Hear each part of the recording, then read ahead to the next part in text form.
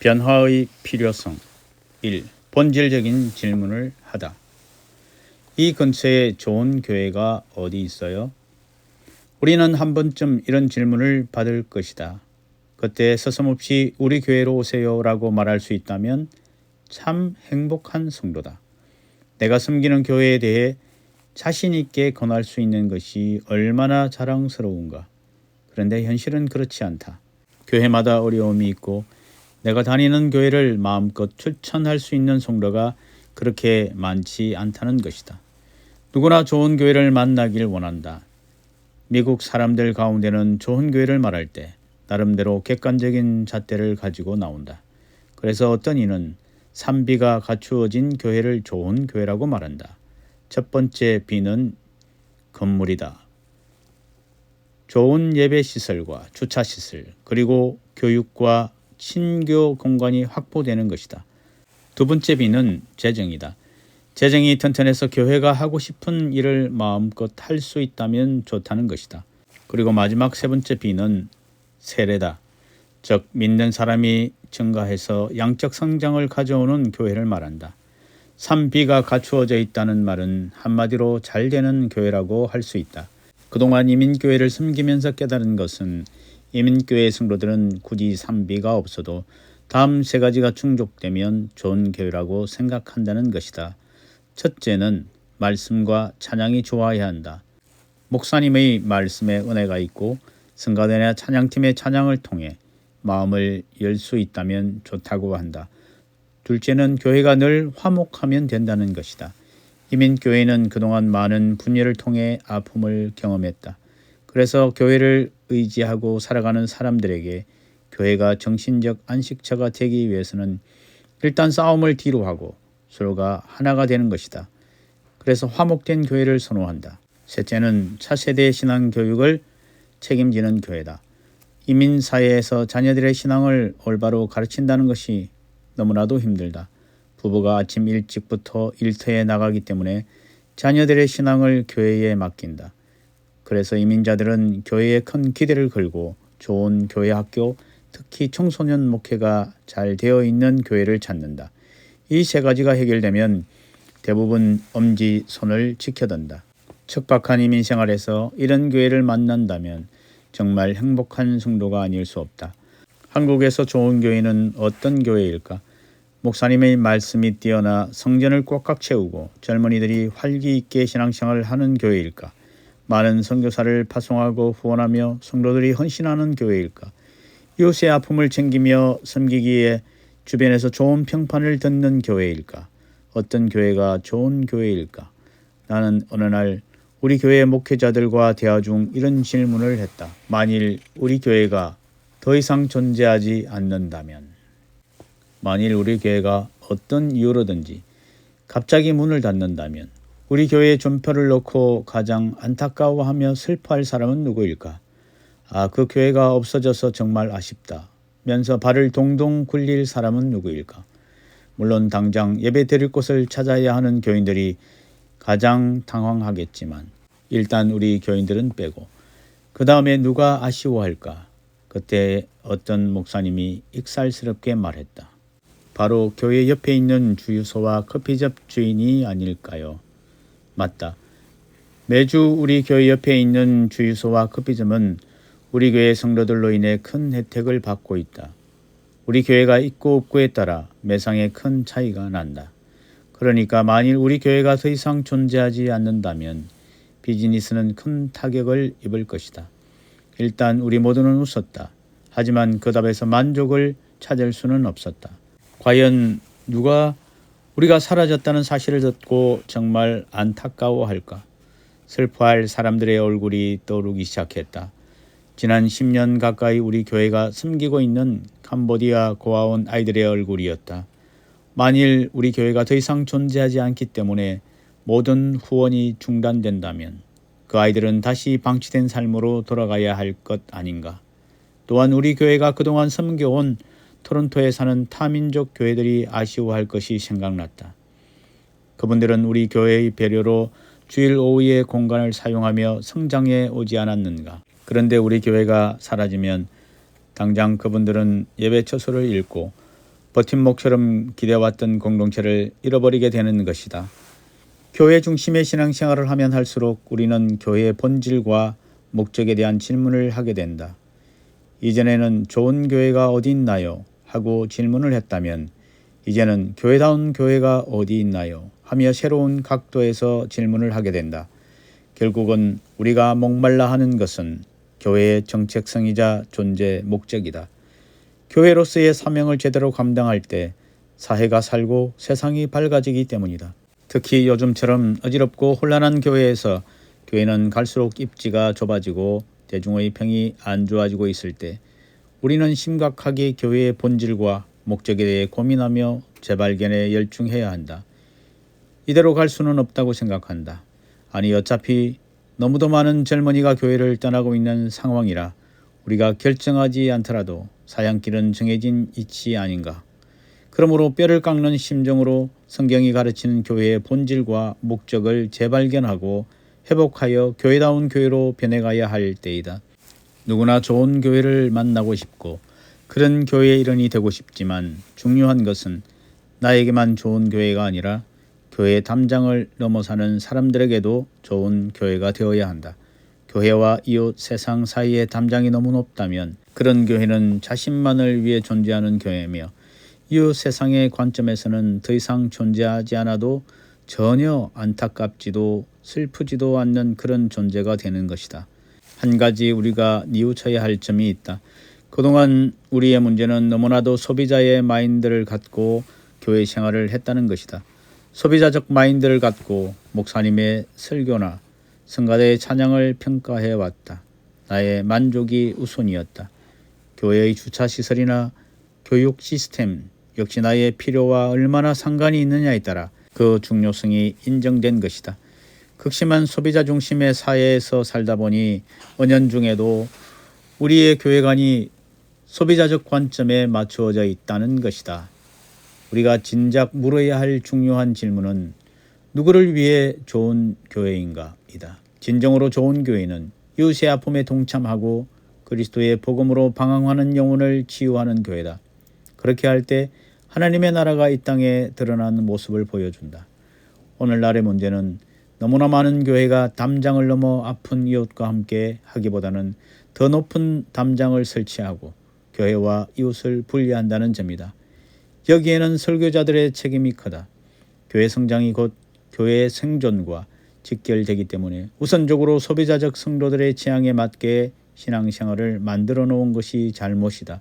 보네포가 말하는 제자도의 값비싼 은혜를 말하기보다는 인간의 타락한 본성에 호소하는 기복적 메시지가 주를 이루었다. 지금도 미국 남부의 기복적 설교자들이 호화로운 생활을 하는 이유가 바로 이런 점에서 인간의 타락한 마음에 자극을 주고 그것을 미끼로 돈을 벌어들이기 때문이다. 그러나 그런 교회들이 얼마나 이웃 세상과 소통하며 하나님의 나라가 이미 임했다는 메시지를 주고 있는가. 그렇지 못한 안타까운 현실이다. 결국 강단에서 선포되는 메시지는 설교자의 신학적 배경과 확신에 국한되어 있는데 그 메시지는 소비자적 마인드를 충동시켜 매부 좋고 누이 좋은 자체 즐거움을 벗어나지 못하고 있다. 이렇게 교회의 본질이 왜곡된 배후에는 그릇된 교회관이 자리 잡고 있기 때문이다. 2. 방주 역할을 하는 교회. 교회는 방주의 역할을 해야 한다는 표현을 여러 번 들어보았을 것이다. 엄격한 신앙생활을 강조하는 교회일수록 교회를 방주에 비유한다.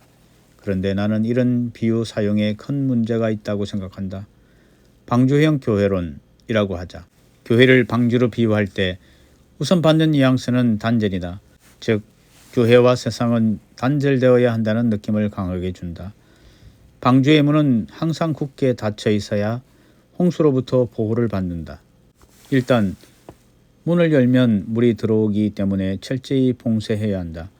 교회를 방주로 생각하면 세상과의 대화는 있을 수 없다. 믿지 않는 사람들을 어떻게 해서든지 전도해서 교회 안으로 들어오게 해야 한다.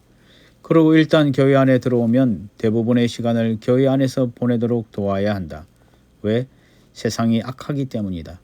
방주 안에 있다가 세상으로 나가는 이유는 생계를 유지하기 위해서다. 어쩔 수 없이 세상에 나가서 일을 하지만 성도는 항상 교회 안에서 생활해야 한다는 생각을 갖게 한다. 방주교회론에서 전도란 한 영혼이라도 멸망하지 않도록 교회 안으로 들어오게 하는 것이다. 그러므로 교회 성장은 곧 하나님 나라 성장이고 교회가 양적으로 성장하는 교회라면 좋은 교회라고 말하지 않을 수 없다. 방주형 교회론을 잘 분석해보자. 이 교회론에 의하면 세상은 어차피 불에 타 없어질 것이므로 변화를 주도해도 소용이 없다는 결론을 내리게 된다. 교회가 이 세상에 존재하는 이유는 단 한 가지, 영혼 구원이다. 가급적이면 많은 영혼을 구원해서 주님 오실 때까지 교회 담장 안에 안전하게 보존하는 것이 사명이다. 불에 타 녹아질 세상을 바꾸거나 변혁하는 것은 아무런 의미 없는 행동이다. 방주 교회론에 입각해서 성공적인 교회라면 더 많은 영혼을 구원하고 더 많은 성도가 거할 수 있도록 더 큰 예배당을 짓고 더 큰 시설을 갖추는 것이다. 교회가 양적으로 성장하지 않으면 무엇인가 잘못된 것이다. 목회자가 올바로 세워졌다면 교회는 당연히 성장해야 한다는 논리다. 앞으로 세상은 점점 더 악해질 것이고 어차피 우리는 들림, 휴거를 받을 것이니 세상에 신경 쓸 필요가 없다고 생각한다. 안타깝게도 이런 방주형 교회론이 그동안 한국 교회를 좌지우지했다고 해도 과언이 아니다. 이런 방주형 교회론은 궁극적으로 우리에게 도피적 신앙을 주었고 그리스도의 복음으로 세상을 치유하고 하나님 나라를 이 땅에 선포하는 데 큰 관심을 갖지 못했다. 교회는 방주가 아니다. 세상은 너무나 타락해서 우리가 발을 디딜 수 없을 정도로 위험한 곳이 아니다. 세상은 생계를 위해서 그리고 타락한 영혼을 구원하기 위해서 어쩔 수 없이 상대해야 할 그런 곳이 아니다. 내가 어렸을 때 우리 집을 방문하여 속옷과 양말을 팔던 신앙촌 아주머니가 있었다. 무더운 여름에 이마에 구슬땀을 흘리며 집안 마루에 보따리를 풀던 그 아주머니가 하도 안쓰러워서 어머니는 필요하지도 않는 물건을 한두 좀 사주었다. 시원한 물을 마시고 가라고 여러 번 권했지만 그 아주머니는 한사코 고개를 절레절레 흔들며 신앙촌에 돌아가 마시겠다고 고집했던 기억이 난다. 신앙촌으로 돌아가려면 앞으로 몇 시간 후가 될 텐데 그냥 우리 집에서 드시라고 했지만 그 아주머니는 신앙을 걸고 거절했다. 이 아주머니에게는 신앙촌이 방주와 같은 곳이었다. 그 안은 성스럽고 신앙촌 밖은 속된 것이었기에 물도 마시면 안 된다고 교육을 받은 것이다. 성경이 말하는 좋은 교회는 담장을 넘는 성도들을 많이 만들어내는 교회다. 주님께서는 분명히 제자들에게 말씀하셨다. 아버지께서 나를 보내신 것 같이 나도 너희를 세상으로 보내노라. 담장을 넘어야 한다. 그리스도의 복음을 들고 가는 곳마다 영혼을 주님께로 인도하면서 어떻게 하나님의 나라가 이 땅에 임하는지를 삶으로 보여주는 성도들이 되어야 한다. 이런 성도들이 모인 교회를 선교적 교회라고 한다.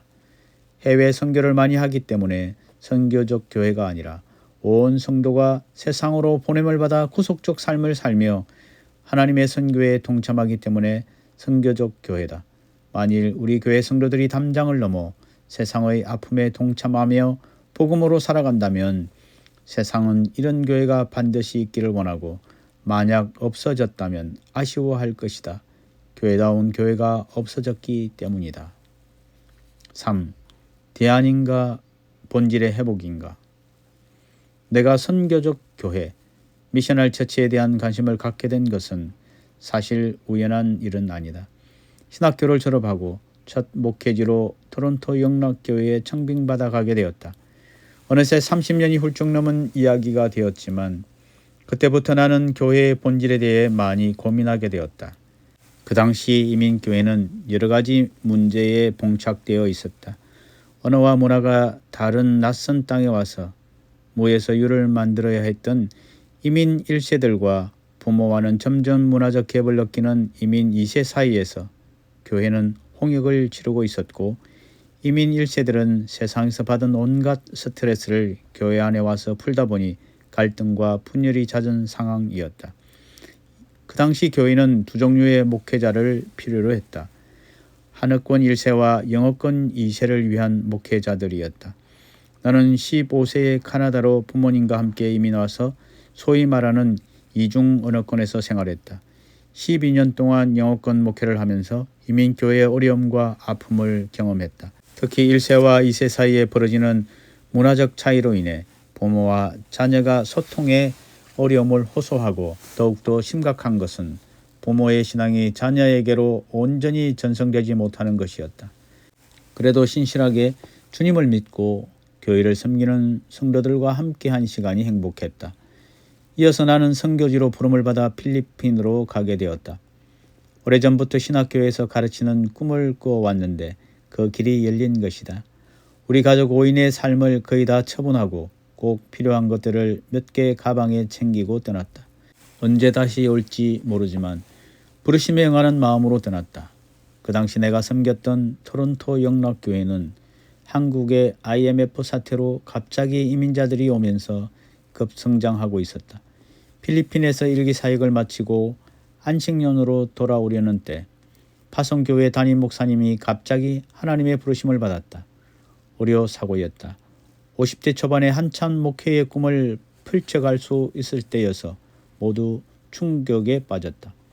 교회는 선교지로 떠난 나를 청빙했다. 기억하고 불러주신 것 자체가 큰 영광이었지만 선교지로 떠난 사람이 다시 돌아온다는 것이 마음에 걸렸다. 청빙을 받아들여야 할지를 놓고 고민하며 기도했다. 분명한 부름을 받고 선교지로 갔고 그곳 언어와 문화도 어느 정도 익숙해졌는데 이런 노력을 수포로 하고 다시 돌아가야 한다니 아쉬운 점이 많았다. 또한 이민교회의 목회가 결코 만만치 않다는 사실을 너무나도 잘 알았기 때문에 두려움이 앞섰다. 나는 이렇게 기도했다.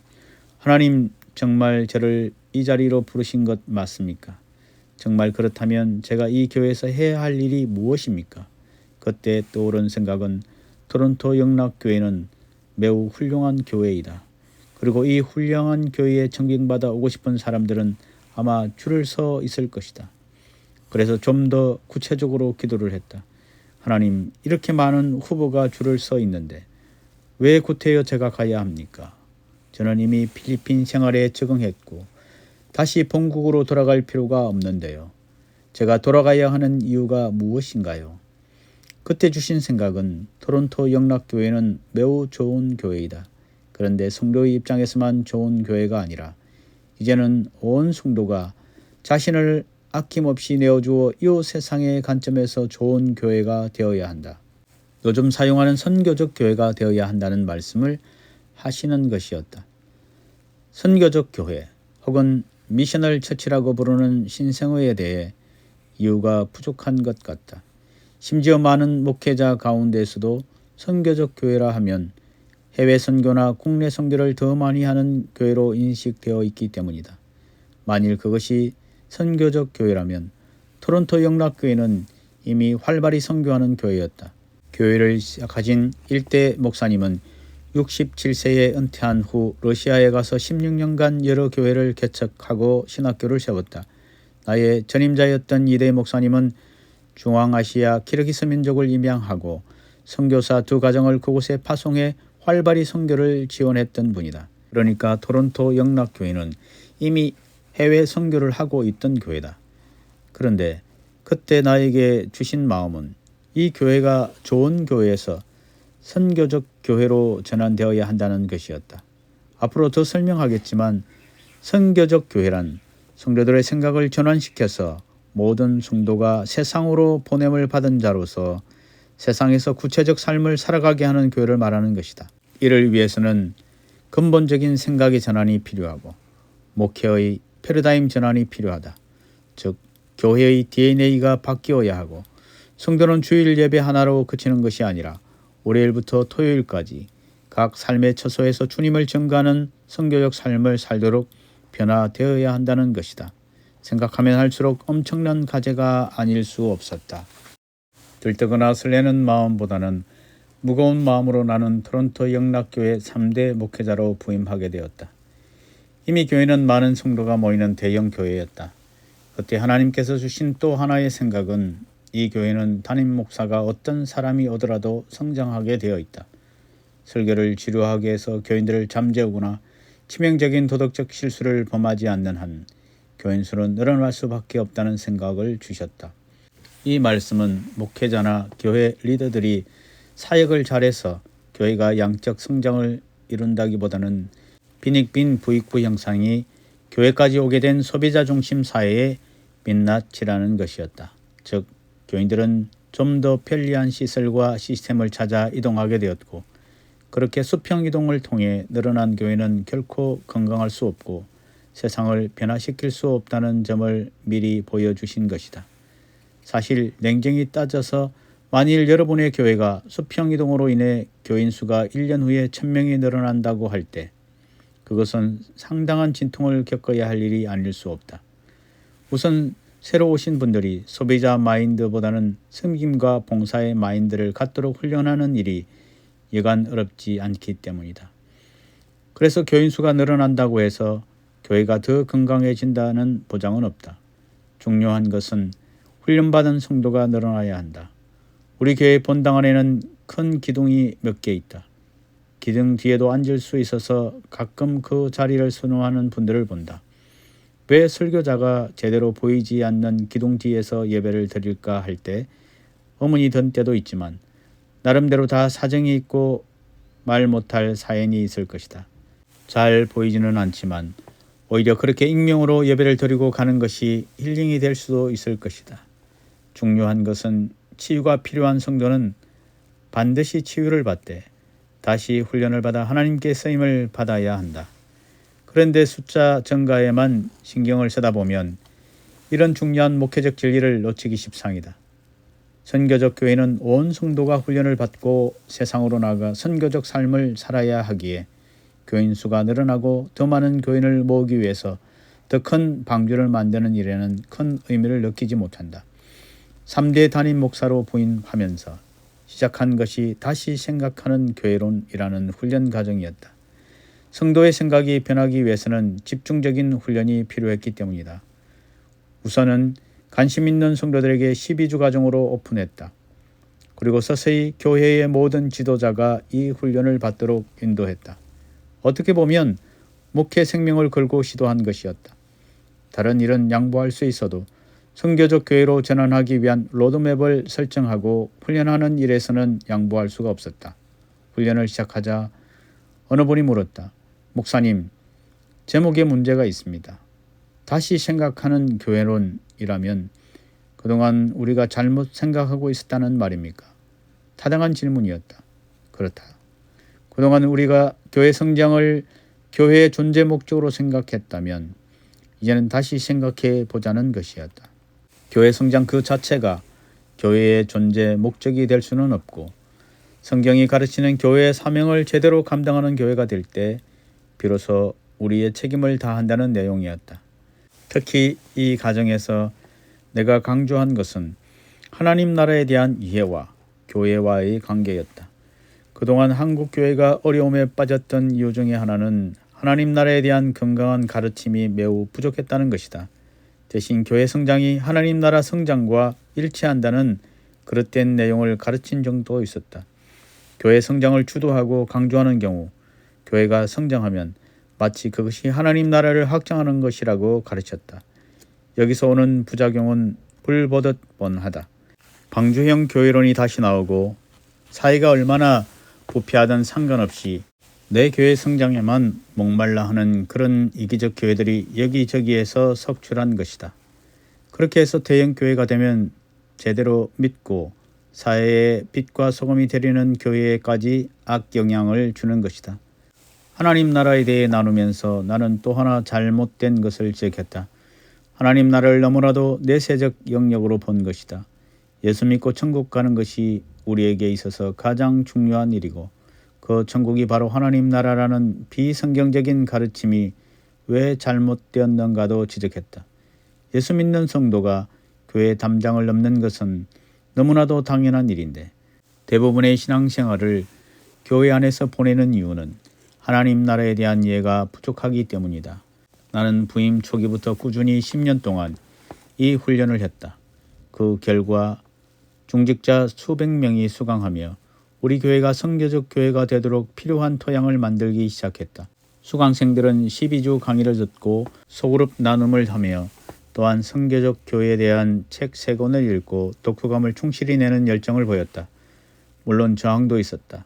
어떤 분은 훈련에 전혀 참여하지 않으며 왜 성도가 이런 교육을 받아야 하는지, 그리고 왜 교회가 이전에 없었던 멤버십 과정을 만들어야 하는지 따졌다. 예수님도 만들지 않은 멤버십 과정을 만들어 교회의 문턱을 높일 필요가 있느냐고 항의했다. 나는 그분에게 멤버십의 중요성을 설명하기 위해 닉 웨런의 새들백 이야기 17가에 나오는 멤버십에 대해 약 20페이지 분량을 복사해 드렸다. 이것을 읽으시고 한 달 뒤에 만나 대화하시자고 했다. 그런데 한 달 후 그분은 읽지 않았다고 한다. 그 이유는 내 마음이 바뀔까봐 라고 했다. 내가 그때 깨달은 것은 억지로 변화를 주도해서는 안 된다는 것과 준비가 안 된 분에 대해서도 좀 더 인내하며 기다려야 한다는 것이었다. 감사하게도 그분은 지금 좋은 관계 속에서 교회를 잘 섬기고 있다. 함께한 성도들은 다시 생각하는 교회론을 통해 우리가 앞으로 어떤 교회가 되어야 할지를 꿈꾸기 시작했다. 이 훈련은 선교적 교회로의 전환에 필수적인 것이었기에 안수 집사, 권사, 장로로 공천을 받기 위해서는 반드시 수강하는 제도를 만들었다. 그렇게 하면서 자연히 중직자들이 먼저 이해하는 과정이 되었는데 교회가 무엇인지, 교회의 사명이 무엇인지, 어떻게 교회가 하나님 나라의 덕으로 사용되는지를 나누게 되었다. 2014년부터는 이 과정의 핵심 내용만 골라 4주 집중 코스인 선교적 교회로 가는 길로 다시 구성하였다. 교회가 커질수록 빠지기 쉬운 함정이 있다. J.D. 그리어가 지적한 유람선 멘탈리티다. 유람선 안에는 없는 게 없다. 뷔페 식당과 최고급 요리 식당, 수영장, 헬스장, 미니 골프장에 온갖 쇼를 하는 무대까지 있다. 교회가 커지면 커질수록 교회 안에 더 좋은 프로그램과 더 좋은 시설을 갖추어 성도들을 교회 안에 머물게 하려는 유혹이 있다. 교회에 대한 좋은 느낌을 가지게 하고 그 안에서 모든 것을 해결받도록 하는 것이다. 결국 대형 교회가 유람선처럼 되기 쉽다. 또한 소형 교회를 섬기는 성도는 모든 것을 갖춘 대형 교회를 험보하기 쉽다. 조심해야 한다. 교회는 열심히 모여 살아계신 하나님을 찬양하고 진정한 성도의 교제를 나누지만 그러나 반드시 의미 있게 흩어져 세상의 빛과 소금이 되어야 한다. 담임 목사로서 내가 항상 고민하는 것은 얼마나 우리 성도들이 선교적 삶을 주중에 살아가고 있느냐이다.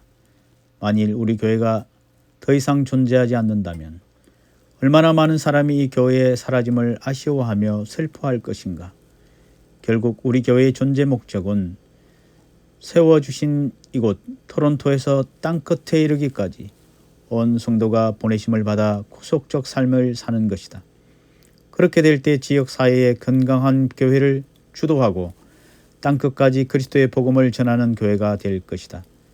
앞으로 이 책에서 나누겠지만 선교적 삶을 말하고 선교적 교회가 되기 위해 고민하는 소위 선교적 교회 운동을 어떻게 볼 것인가가 중요하다. 나는 이 운동을 어려움에 빠진 교회를 구출하는 시대적 대안 이상으로 보아야 한다고 믿는다. 기존 교회가 선교적 교회로 전환하기 위해서는 표현할 수 없을 정도의 동력이 필요하다. 살아남기 위한 대안으로 접근하기에는 너무나 힘든 선택이다. 만일 교회가 세속화 시대에서 살아남고 부흥하기 위한 것이 목적이라면 다른 길을 택하자고 말하고 싶다. 선교적 교회는 생존을 위한 것 이상의 개념으로서 교회의 본질을 회복하는 성경적 교회론이라고 천명하고 싶다.